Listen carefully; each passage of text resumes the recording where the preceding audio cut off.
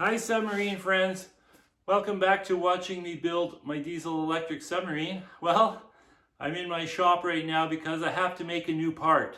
So it turns out that my ball valve, my stainless steel ball valve, which is water cooled by the discharge water leaving the exhaust cooling system. So it's a dry stack exhaust it's called, but there's water jackets to cool the pipe to maintain a nice proper temperature inside the submarine. So, it turns out that the seals, right here, these seals in the valve are becoming damaged from the soot, from the exhaust, not from the heat. So the only way that I can make that style of ball valve work is if I inject water 6 inches ahead or downstream of the valve. And what that does is that water lubricates these seals and the ball, or like the ball in the ball valve. So I don't like that idea because I'm using an electric pump. So I would have to make sure that the pump is off. All this timing. I just don't want it to be that complicated. I want to be able to just jump in it, check a few things and go.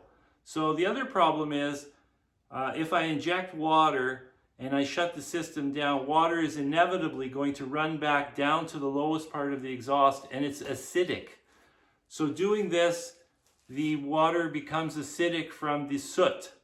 So I don't want acidic water sitting in the bottom of the exhaust, and it can actually turn into like a muck and it can build up and restrict the airflow.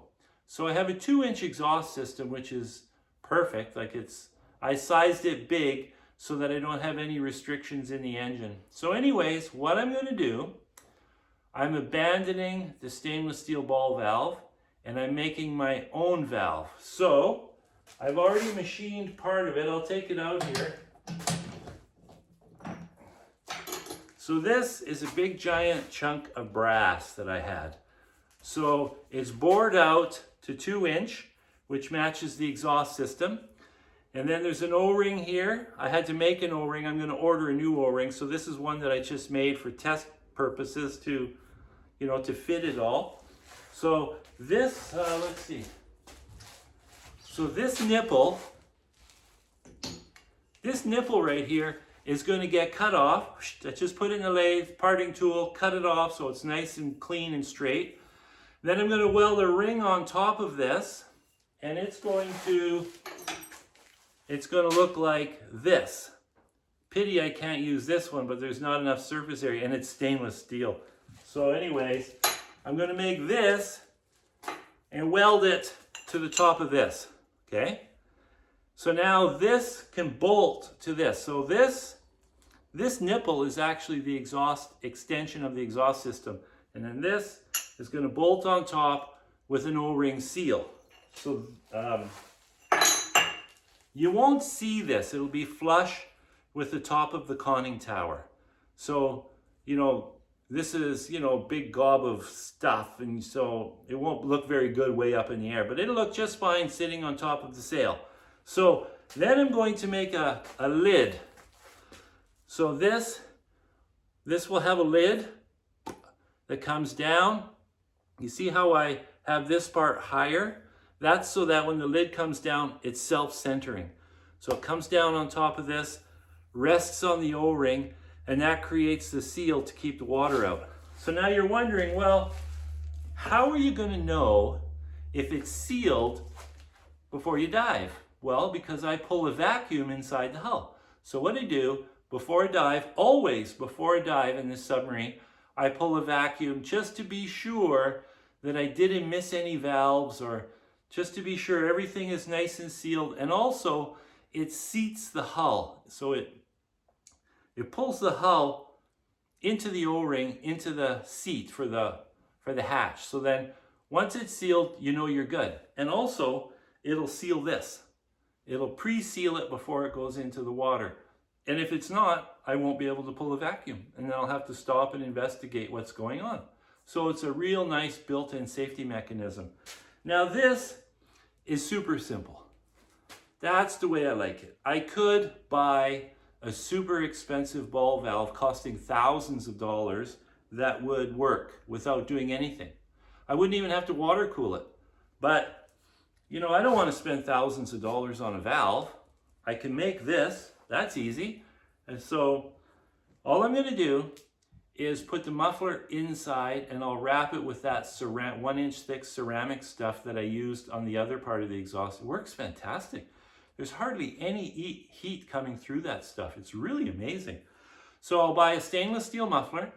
I can't use the original muffler that came with the engine because the output is only 1 inch, and that's no good. So I will, I'll put a stainless steel exhaust pipe right in my system. So I don't have to change the system. I just chop a chunk out, put that muffler in, wrap it with that fancy insulation. And then, so where it goes through the hull, I'm just going to take a long one of these, go through the hull, and on the inside of the hull, I will have a screw-on piece with a flange that bolts to the exhaust. That's how it's attached right now. So I just have to make a different flange. It'll bolt to, or it'll thread onto this and then bolt onto the exhaust.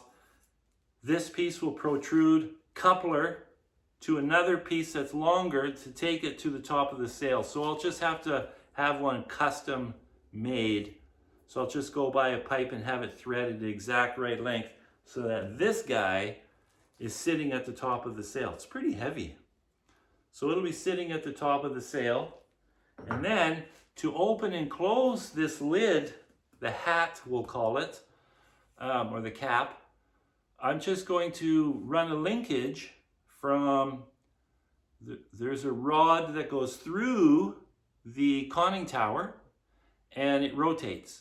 And that's how I open and close the ball valve. So now I will just support the end of that rod. I may not even have to. And then I'll just put an arm on it with a linkage that goes up top to make this that flap open and close. Hat, cap, whatever we want to call it. So that's my simple solution that only costs a bit of machining time. I have material. Actually, this is some kind of a cap off the front end of a GM four-wheel drive. My brother found it at the dump and said, hey, you want some aluminum pieces? Always take it. So I'm cutting the top off of this, and I'm going to make the cap that goes over top of this, if it's thick enough. It may not be thick enough, unless I reduce the height of this shoulder. I could do that. I can just throw it back in the lathe and reduce that height.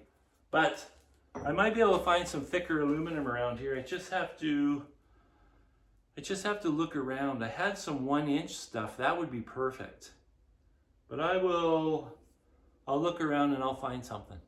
So that's what's going on. My hydraulic cylinder arrived. I told you guys it was going to arrive quick.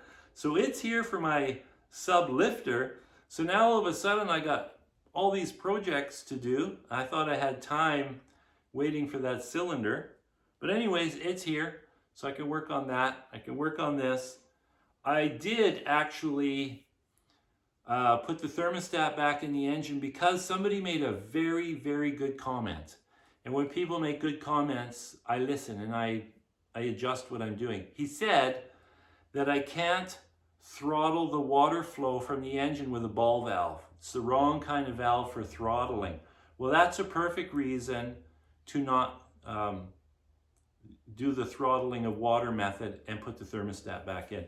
So rather than change valves and whatnot so that I can throttle it, I just put the thermostat back in. The thermostat was on the shelf. It was a little hotter than I thought. It was 80, it's an 81 degree thermostat. So that's back in the engine now. So I was actually going to fire it up today and hook a hose up to the submarine to cool the end, like to cool the exhaust system and do some testing, but I'm just working on too many things. So I'm going to keep working on this because I started it, and then I'll go back to work on my hitch assembly. So that's what's going on. I just thought I'd update everybody that's interested. Ciao!